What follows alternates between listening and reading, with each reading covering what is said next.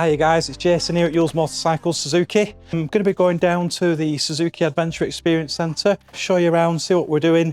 I'm going to be riding the Suzuki V-Strom DL800 with a quick shift. I'm going to see what that's like on the trails and the beacon beacons, do a couple of bits of off-road, a couple of loops. And I'm also really excited about the DRZ4S, the off-road version of the Suzuki. Again, we're going to be doing something a little bit more challenging on the off-road there.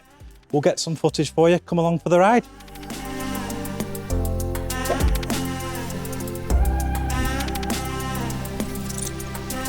Right guys, Jason here. Just going to tell you a little bit more about how the SR75 training went with Suzuki off-road. What a fantastic time.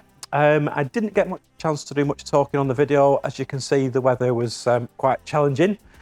Nevertheless, lots and lots of fun. Had the right gear on. I managed to stay pretty much dry most of the day, and typically as the sun came out just as we finished, quite frustrating.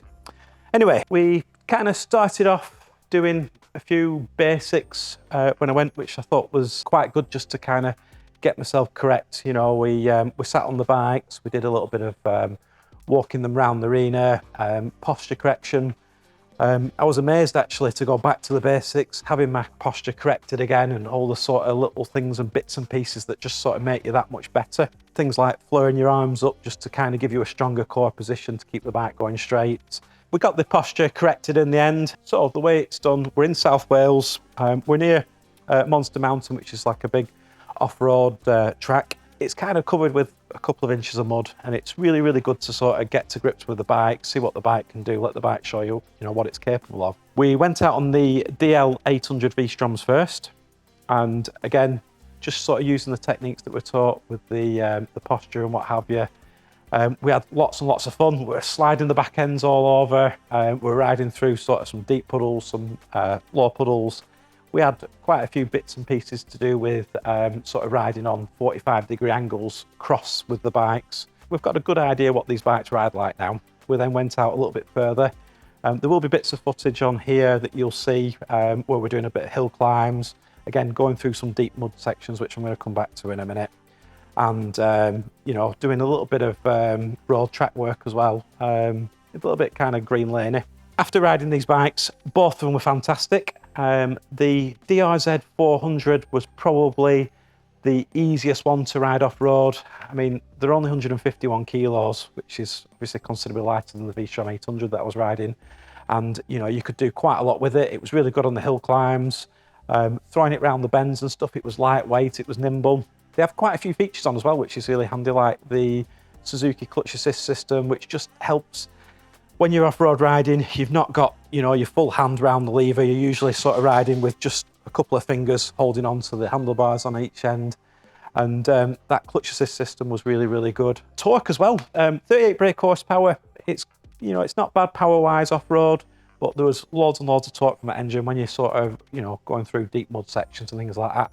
I was really, really impressed with it. Then moving on to the 800s, which, to be honest, were a bit of a dark horse. I was really, really impressed with this bike off-road. Lots and lots of ground clearance on it, which you forget, with it being a sort of road bike, sometimes they don't have the same kind of ground clearance on them. I could cheat a little bit with this one. The Suzuki have the bi-directional quick shifters on these.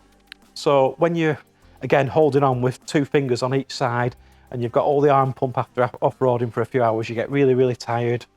And you can use that quick shifter just to flick up and down through the gears. It was a godsend. Later on the day when I'm really, really tired, what a lot of fun that was. Really, really good.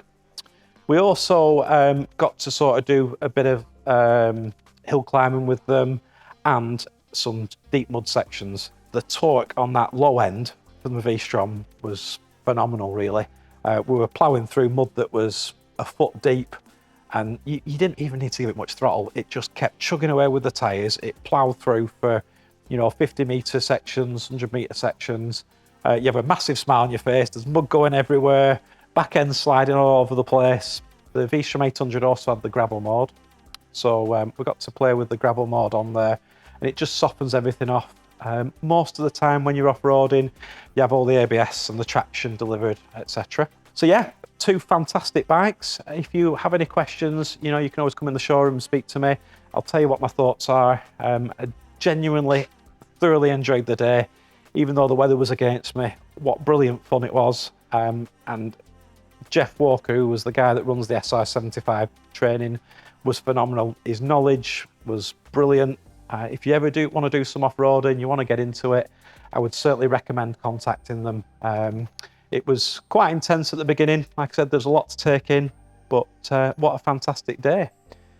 The footage, I hope you enjoy it, and yeah, have a good one. Thanks very much.